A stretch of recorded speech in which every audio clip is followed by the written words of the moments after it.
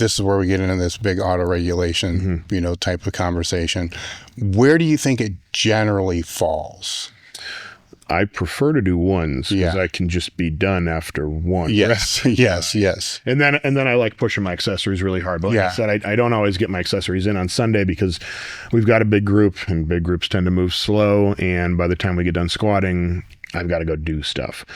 So I'll typically go on the next day, and Mondays will be a GPP focused day. Well, I don't want to jump there yet. Okay. Right. Okay. So how do you determine when it's going to be a 1, a double, or a 4? Right. Because I assume you're going in with the intent of it being 1, unless your body's just trashed. And then you start, are you making that decision before the movement's made, or are you making the decision during the movement? And if both are happening, what do you think the percentage is of that being regulated during that day?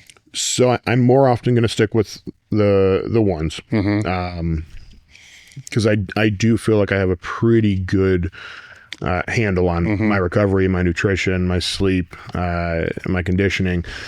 So rarely do I feel just terrible going in. But I also know, doing this long enough, that more times than not, the days where I feel the worst are actually going to be the ones where I perform the best. And whether or not that's just purely, psychological, because I expected so much less out of myself and, was actually just fine, I don't know. But if I go in and I'm just a little dehydrated and my hamstring acting up, and then I'll just pull back, and sometimes I may work up to, if I had to put like an RPE on it, like a 7, and I go, okay, that's enough for the day. Like that's what I got. I know if I push any harder, it's not going to be productive work. So how many of these would be that RPE of a 10? Very few. Okay, cool. Very few. All right. So averaging between, say, 7 and a 9. Yeah. Okay. I try to get as close to that, like 9, maybe 9.5, without crossing over it as possible. Explain to me why. Why not a 10 all the time? So when I first got into conjugate, I thought it was an 11 every week. Because you try that and you start getting stronger, and you very quickly, well, I don't know about very quickly, but you eventually realize that it's not sustainable. You cannot keep that level of intensity up and recover at the rate you need to. And not only that, I don't think, there is of course, merit to pushing it there, here and there. There will be days that, I ask my athletes, I say, this is the day that we're going to push as hard as you can.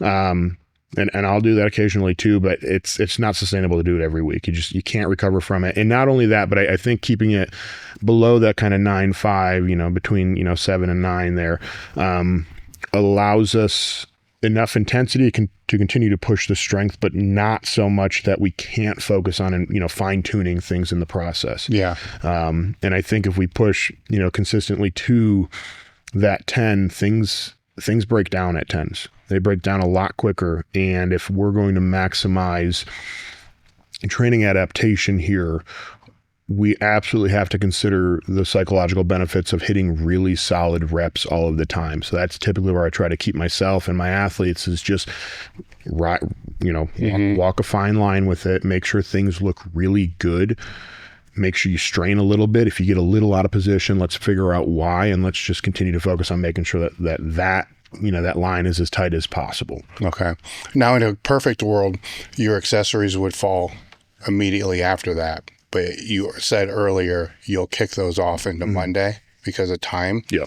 And so what does that Monday then look like? Because if that max effort was done at that 9, you may kind of feel like you got run over by a truck on that Monday, or you may feel fine. Yep. So that could be one of two different things.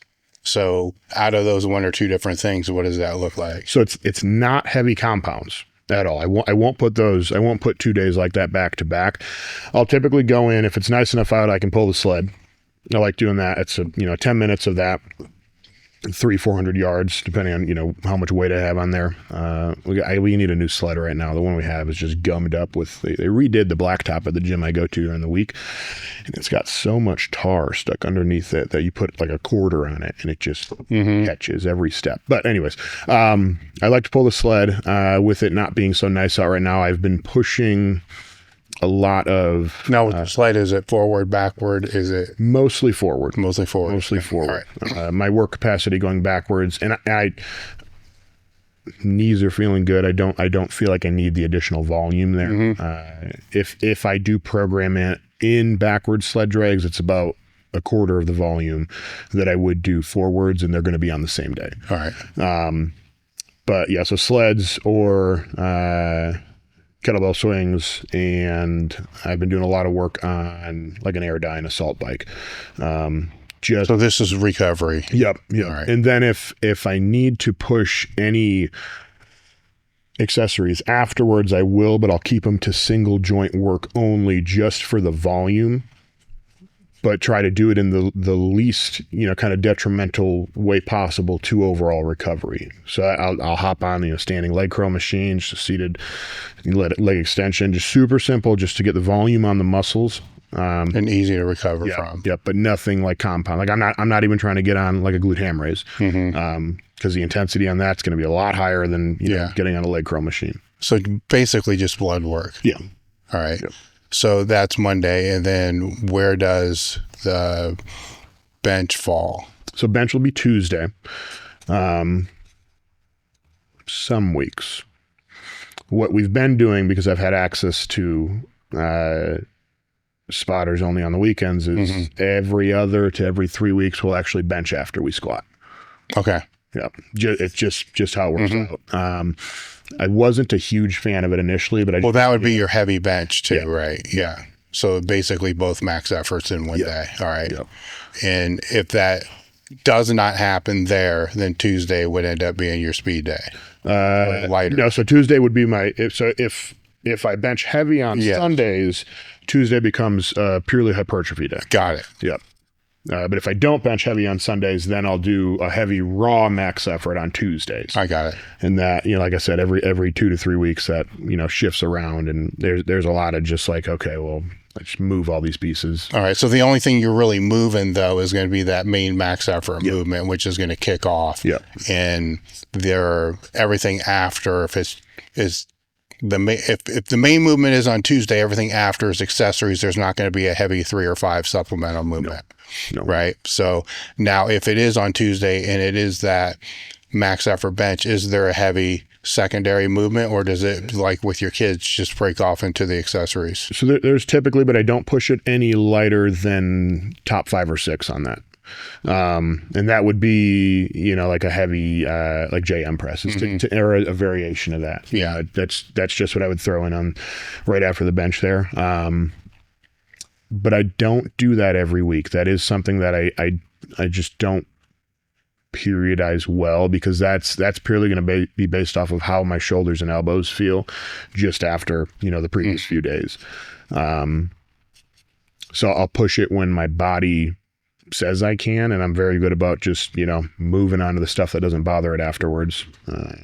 Yeah. I mean, because you are looking at a 1 day gap between Sunday from the squat. Or if the bench is on there, even more so. So that Tuesday can really almost end up being kind of like the Monday, but for upper body. Yep. Right. Based upon how you feel. Yep. Regulating that through. And then what would be Wednesday? So Wednesday becomes a purely upper body GPP day. And I try to go in and get, 20, 25, maybe 30 minutes of just as many reps as I can. I will, there's a little bit of thought that goes into it, but I mean, it's fairly basic. I'll pick, 3, 4, 5 movements, just real light. Like this past week I did bamboo bar bench, real light, 10% of my 1 rep max, raw on bench. Did sets of 40 on that, jumped over to the pec deck, sets of 20 there, and then dumbbell front raises. We did 10 rounds. We got it done in like 23 minutes. It ended up being like 36,000 pounds of, volume. But I enjoy that. That's one of those days where it's like, it's just that monotonous work. It feels good. I'm getting a great pump. It's loosening up my shoulder. That first set on the bamboo bar feels like hell, after benching heavy the prior day, but by set, 4, 5, 6, it feels amazing. So this is done as a circuit? Yeah. All right. Is there any rest between movements outside of just walking to the movement? Nothing outside of walking to the movements. Now, what about when the circuit 1 is complete? Straight into circuit 2. Right into circuit 2. So it's continuous movement throughout the whole time. But that's if I set it up that way. So that's one of the ways that I'll run that GPP. Other days I will run more of, like interval training with it. So I've gotten very into tracking my heart rate on these GPP days because I just want to see what it does, but I also want it to sort of influence how I'm actually going into it. So like that Monday, if I'm doing kettlebell work, if I'm doing assault bite work, I will push it all the way up to like zone 4, zone 3, let it drop back down, start my next set. So I'm just going up and down because I like pushing it to that intensity level where you're out of breath, you start huffing and puffing. But I also think that if I can fine tune that process and just get more data to look at in terms of what's actually happening with my body, I can get more out of it, but I can also pay attention to the general underlying physiological kind of response to it and better control how my body responds to this stress. And I think that from that standpoint, that helps me control my emotional and, physiological response when I'm walking up to a heavy max effort squat. Cause I don't feel great right now. How do I get myself back to that? And that's that process that I like on those days where I look at my heart rate as this monitor where, it's out of control right now. I can't breathe. Focus. Get it back to where it needs to be. So I'm training that quality as well on these GPP days. And I really like that. Now, are you periodizing the actual total workload? Generally, this? No. So it's more the heart rate and the volume. Yeah. Right. Yeah. So, and then with that day, is there any progression or any wave to it? Or is it just kind of like a straight? I will wait. If I really, really like something, I'll waive it, or I'll do like an every other week type thing. Okay. So like this bamboo bar thing, this was the third week of it. And we did, I started with 10 by 20, 10 by 30, and we finished with 10 by 40. Same weight on the bar. We just increased the volume, and I kept it at basically the same exertional intensity. It felt the same each week. So I'm whether or not the weight was, heavy enough to, be harder week to week by adding more volume, or I was just getting better. I don't know. But it felt easier. Yeah. Well, I mean, that's still a progression. Yeah. If you have to check, double check the heart rate twice during the training session on week 1, to bring it back down, and then you don't have to do it at all on week 3, even if all variables are the same, it's better. Yeah. Yeah. Which is what you're actually looking for. And then Thursday. So Thursday is primarily deadlift day. So for the longest time I was doing, a traditional West Side split where I'd have a max effort and then I'd do both squat and deadlift. But as I got stronger, I had to pull it out because I just wasn't recovering. And so I will deadlift. About, 3 weeks out of the month, I'll do dynamic effort work. I'll just wave that up. We go, 45, 50, 55%. And if I feel good, I might push it up a little bit more. And then 1 week out of the month, I'll do a heavy just deadlift. Sometimes that's raw if I'm in the off season. Typically, if I'm raw, I'm in a conventional stance. If I am, getting ready for a meet, it's always from the floor. And if I'm having trouble with the lockout, I may go a little bit heavier bands. If I'm having trouble just bracing in the bottom, it'll just be straight weight. And, more times than not, it's just a straight weight pull. Because I want that heavy pull to just be an opportunity for me to ensure that my form is staying on point. Because I strive to be the most technical lifter that I can be. So when I go to practice doing the thing, I want it to generally be the thing. That's it. When we look at motor learning, like we get better at the thing by doing the thing. So. And then the accessories on that day. that is the day where I will push my lower body accessories hard. And I'll choose a supplemental movement, right after, and I'll push it up to basically a top set, and I will try to wave that for 3 or 4 weeks. So I just got off of a wave of single leg Smith machine RDLs, dead stop RDLs, and they might be the hardest fucking thing ever. I mean, it's terrible. But I'm going to keep pushing them here quite often over the next year or so and see where things go. They hit like the hamstrings, like real high up into that tie in there. And that's exactly what I've been looking for. But yeah, I'll choose something like that after the deadlift. Now, with those movements that you're choosing that are like that, they're choosing based upon weak points that you're trying to bring up, but are you also choosing it based upon movements where the load would be lower? Yeah. So it's less overall systemic fatigue. Yep. So I can push the strain. Yeah. There's self-limiters built in. So I ran a handful of waves of SSB front squats. I'm not going to automatically be able to put on 600 pounds of SSB front squats. Well, even with the example you gave of the single leg Smith machine, you don't need a whole lot of weight on that. Nope. It's just a couple warm-up sets and you're probably already in the work sets. Yep. So yeah, I like having the self-limiters kind of built into it because again, it allows me to push things to, a decent degree where I know I'm getting stronger, breaking it up, unilaterally. I know I'm getting stronger, but I'm not, spending more allowance than I've been given. Yeah. So. And then Friday, I'm going to assume it's a recovery day. Friday would be where I would put my dynamic effort upper if I don't feel beat up. If not, it'll just be an upper body pump day. And I'll just go in, and that's typically the day where if I know I'm feeling good, I will plan a session ahead of time. If I know I'm not feeling good, but I know I still need to go move, I'll go in and I'll just do whatever feels good. And typically, if I'm not feeling good, it means I grab some dumbbells, I move them a bit, I loosen up the rest of the upper body, and then I leave. Right, and that's regulated by Wednesday. Yeah. Right? Yeah. So, and then Saturday. Completely off. I do nothing. So that's typically my big work day where I sit down and get most of my programming done. Mm-hmm. So I'm sitting in a chair all day and looking at a computer. Okay. Now we're going to go into peaking for a meet, and you're going to change specificity. Yep. So a lot of what you just said, correct me if I'm wrong, is going to stay the same. Yeah. So after the first movement. So then how do you start to dial in the specificity of the squat, bench, and deadlift and the gear? So personally, I will get on a straight bar for squat every other week. Okay. And the, accommodating resistance on that will change, based on how I'm feeling, based on what I think I need. If I need a little bit more stability, we'll throw chains on. If I just need to push, we'll throw a little bit of bands on. If I'm having trouble picking heavy weight or I don't feel like my brace is on point, we'll throw a lot of bands on.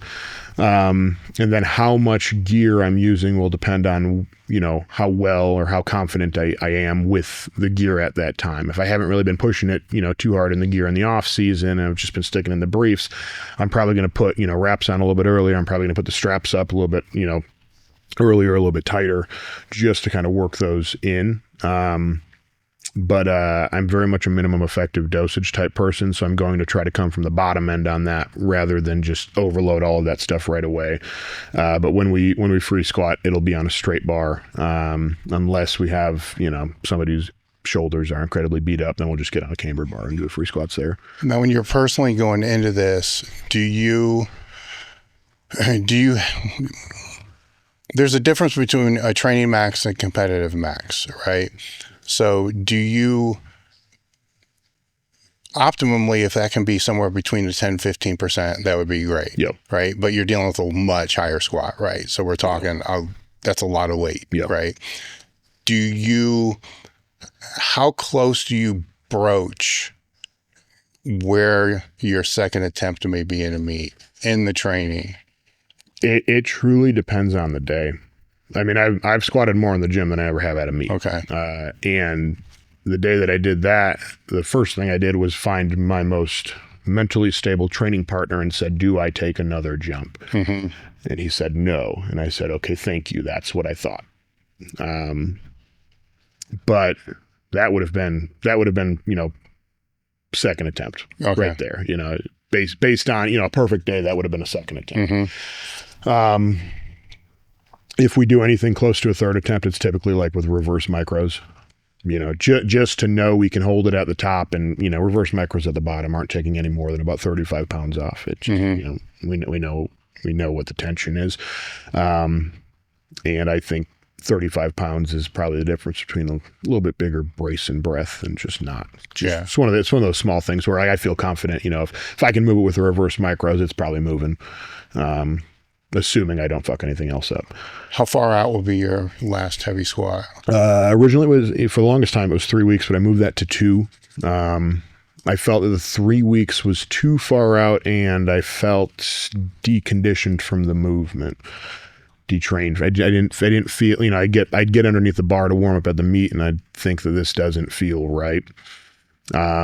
So that'll be my last heavy squat will be, 2 weeks out, and then a week out, I'll take a few singles at 65% in just my briefs, more so as they're mental reps. I visualize, that day, there's just 3 singles. I move up to the bar exactly as I would as it, if it was each and every one of my attempts. And I get as tight as I would under, 650 as I would 1,000.